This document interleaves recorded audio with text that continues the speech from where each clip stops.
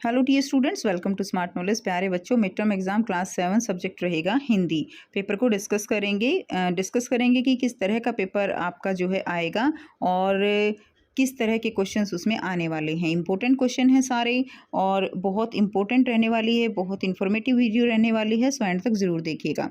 खंड अ में बहुविकल्पीय प्रश्न पूछे जाएंगे और खंड ब में वर्णनात्मक प्रश्न पूछे गए हैं। तो आइए करते हैं। खंड अ है, इसमें बहुविकल्पी प्रश्न दिए गए हैं। तो निम्नलिखित गद्यांश को आपको ध्यानपूर्वक पढ़ना है। ये कोई भी गद्यांश आ सकता है आपका, कहीं से भी पिछली क्लास से भी आ सकता है। क्लियर? तो इसका कोई फिक्स ऐसा कुछ नहीं है कि ये कहाँ से आएगा। तो गद्यांश को पढ़ना है।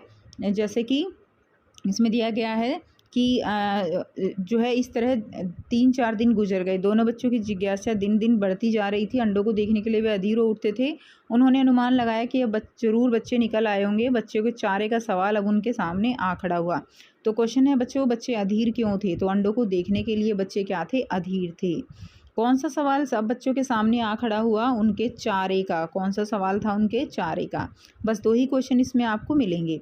प्रश्न संख्या 2 है, इसमें आपको ध्यानपूर्वक पढ़ना है और प्रश्नों के उत्तर देने हैं। मेहनत अपनी लेख की रेखा, मेहनत से क्या डरना, कल गैरों की खातिर की आज अपनी खातिर करना, अपना दुख भी एक है साथी अपना सुख भी एक, और एक अपनी मंजिल सच की मंजिल अपना रास्ता नेक। तो ये आपको कविता दी गई है, काव्यांश, और इसमें से आपको फिर प्रश्न करने हैं। अपनी लेख की रेखा क्या है? तो मेहनत जो है अपनी लेख की रेखा है। अपना एक क्या क्या है? तो अपना एक जो है वो सुख और दुख अपना है। ठीक है, इसमें भी 2 प्रश्न आपको देखने को मिलेंगे। प्रश्न संख्या 3 व्याकरणिक प्रश्नों के उत्तर देने हैं। इसमें भाववाचक संज्ञा बतानी है। भाववाचक संज्ञा जिसके अंदर भाववाचक संज्ञा कौन सी होती है? जो कि हमें केवल हम उसको फील कर सकते हैं, उसको हम केवल क्या कर सकते हैं? वो अदृश्य होती है, एक वचन होती है। तो ये चीज़ आपको ध्यान रखना है। तो ये क्या हो जाएगा? बुढ़ापा इसमें भाववाचक संज्ञा है, बाकी सारी क्या है? व्यक्तिवाचक संज्ञा है। नेक्स्ट देखिए, व्यक्तिवाचक संज्ञा पहचाननी है। तो इसमें बुढ़ापा, मिठास, ये दोनों भाववाचक हैं। कक्षा जातिवाचक है। शहर क्या है? व्यक्तिवाचक संज्ञा है। नेक्स्ट है अन्य पुरुष सर्वनाम की पहचान करनी है। तो अन्य में कौन हो जाएगा? इसमें वे लोग जो है ये अन्य हो जाएगा। मैं प्रथम पुरुष है, हम लोग प्रथम है, तुम जो है द्वितीय है इसमें। ठीक है, तो ये हो जाएगा वे लोग। उसके बाद मोहन अच्छा लड़का है, वाक्य में विशेषण की पहचान करनी है। तो विशेषण क्या होता है? जो कि संज्ञा सर्वनाम की विशेषता बताता है। तो मोहन अच्छा लड़का है, लड़के की विशेषता अच्छा बता रहा है, तो इसमें अच्छा क्या हो जाएगा? विशेषण हो जाएगा। अब प्रश्न 4 आपको कुछ इस तरह से गद्यांश देखने को मिलेगा। ये जो गद्यांश है, ठीक है, ये आपको आपके जो बुक है उसमें से मिलेगा। जो आपकी बुक है एनसीईआरटी की, वहाँ से आपको मिलेगा। तो इसको आप एक बार अच्छे से बेटा पढ़ लीजिए। वैसे तो आपने चैप्टर पढ़ ही रखा होगा, तो इसको जो है आप पढ़ेंगे तो फिर इसमें से क्वेश्चन कर पाएंगे। उसके बाद देखिए, क्वेश्चन फर्स्ट है, कौन किससे कह रहा है? ठीक है, ये जो आपने पढ़ा है ऊपर, ये सारा इसमें बताना है आपको कि ये कौन किससे बात कर रहा है। तो ये बात कौन कर रहा है? ये पेड़ जो है खंबे को बता रहा है। क्वेश्चन 2 है, जब पेड़ का जन्म हुआ तो उस स्थान पर विशेष रूप से क्या था? तो उस स्थान पर विशेष रूप से क्या था बच्चों? समुद्र था। उसके बाद क्वेश्चन नंबर 3 है, तुम्हें जब यहाँ लाकर खड़ा किया गया, किसे खड़ा करने को कहा गया है? तो यहाँ किसे खड़ा करने को कहा गया है? यहाँ पे आपको ऑप्शन दिए गए हैं, इनमें से छांटना है। खंबे को खड़ा करने की बात कही गई है। प्रश्न 4 है, किसकी नाक ऊंची थी?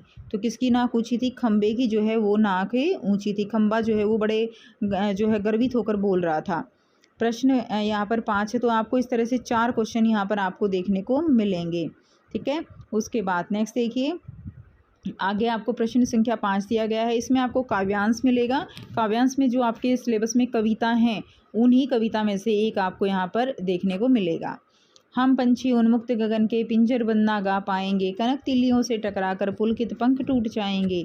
हम बहता जल पीने वाले मर जाएंगे, भूखे प्यासे कहीं वली है कटुक निबोरी कनक कटोरी की मैदा से।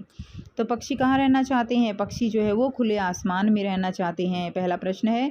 दूसरा प्रश्न है, पिंजरे में पक्षी क्या नहीं कर पाते हैं? तो पिंजरे में पक्षी जो है वो गा नहीं पाती हैं। पिंजरे की तीली किससे बनी है? तो पिंजरे की तीली सोने की बनी है। चिड़िया को कौन सा जल पीना पसंद है? तो चिड़िया को नदी का जल जो है वो पीना पसंद है, बहता पानी पीना पसंद है। तो 4 क्वेश्चन हो गए। ठीक है, अब प्रश्न संख्या 6 जो मिलेगा आपको, वो आपको इसी तरह बहुविकल्पी प्रश्न मिलेंगे और आपको आंसर करना है। पापा खो गए पाठ में लेटर बॉक्स को सभी क्या कहकर पुकारते थे, तो क्या कहते थे, लाल ताऊ कह के बुलाते थे। रोहिणी को मुरली वाले का स्वर से किसका स्मरण हुआ आया, खिलौने वाले का स्मरण हुआ आया। जिस तरह से मीठी मीठी आवाज़ में वो जो है खिलौने बेच रहा था, ठीक है, मुरली बजा रहा था, तो उससे खिलौने वाले का स्मरण आया कि वो भी किस तरह मीठी मीठी आवाज़ में खिलौने बेचता था। नेक्स्ट देखिए, तो 2 क्वेश्चन आपको मिलेंगे बेटा। 6 नंबर 6 क्वेश्चन में बहुविकल्पी ही चल रहा है ना अभी तक सारा, तो ये जो है छठा क्वेश्चन आपको ऐसे ही 2 क्वेश्चन मिलेंगे बहुविकल्पी ही। 7वां भी बहुविकल्पी मिलेगा, लेकिन कविताओं में से स्वर्ण श्रृंखला के बंधन में पक्षी क्या भूल गए हैं, तो गति और उड़ान वो भूल गए हैं। नेक्स्ट देखिए, कठपुतली की क्या इच्छा है, तो कठपुतली की क्या इच्छा है कि मुझे मेरे पाँव पर छोड़ दो, मुझे आज़ाद कर दो, मुझे मेरी स्वतंत्रता की बेड़ियों को तोड़ दो, मुझे अपने इशारों पर मत नचाओ। खंड ब है वर्णात्मक प्रश्न रहेंगे। अब यहाँ पे आपको वर्णन का मतलब क्या होता है कि आपको आंसर खुद से करना है, बहुविकल्पी आंसर आपको एमसीक्यू नहीं मिलेंगे। तो प्रश्न संख्या 8 में 4 क्वेश्चन है आपके 1-1 नंबर के, तो आपको बताना है उन्नति शब्द का विलोम बताइए, तो क्या हो जाएगा, अवनति। हाथी शब्द का स्त्रीलिंग क्या हो जाएगा, हथीनी। नमक शब्द का भाववाचक बनाना है, तो क्या बन जाएगा, नमकीन। ताज़े फल ले आओ, इसमें विशेषण क्या है, तो इसमें ताज़े जो है वो क्या है, विशेषण है। नेक्स्ट है प्रश्न 9, निम्नलिखित प्रश्नों के उत्तर दीजिए। 4 क्वेश्चन होंगे। मुरली वाला देखने में कैसा था, मुरली वाला जो है देखने में गोरा और पतला था। अपने बहुत ही मीठे स्वरों के साथ कौन गलियों में घूमता था, खिलौने वाला घूमता था। नेक्स्ट है लाल ताऊ का असली नाम क्या है, लाल ताऊ का असली नाम लेटर बॉक्स है। नेक्स्ट है मेरी तबीयत लोहे की है जो मैं बीमार नहीं पड़ता, किसने कहा, तो ऐसा किसने कहा, बिजली के खंबे ने कहा। प्रश्न संख्या 10 है, निम्नलिखित प्रश्नों के उत्तर लिखने हैं। पक्षी किसकी सीमा पाने की इच्छा रखती थी, पक्षी खुले आकाश की सीमा पाने की इच्छा रखती थी। कनक कटोरी किसे कहा गया है, गुलामी को कनक कटोरी कहा गया है। ठीक है।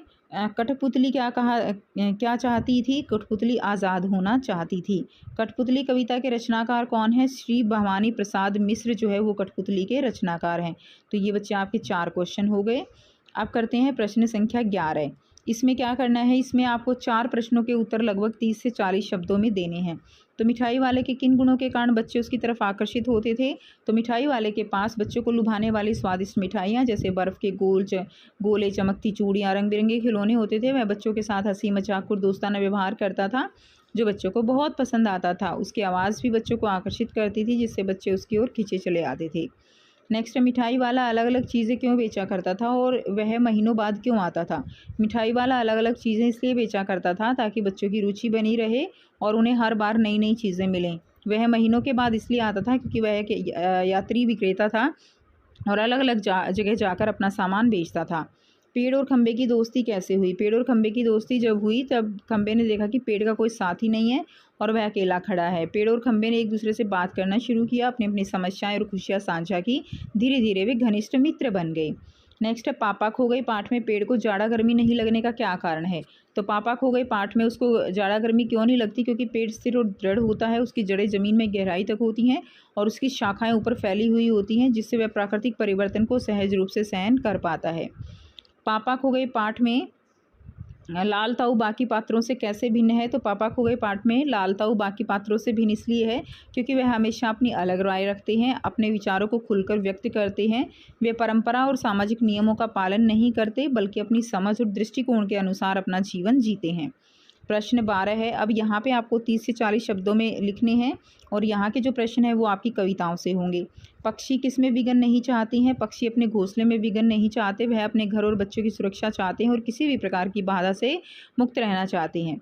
नेक्स्ट है चिड़िया के क्या क्या अरमान थे, तो चिड़िया के अरमान थे कि वह स्वतंत्र रूप से उड़ सके, अपने घोंसले को सुंदर बना सके, अपने बच्चों को सुरक्षित रख सके और उन्हें अच्छी प्रकार से पाल पोस सके।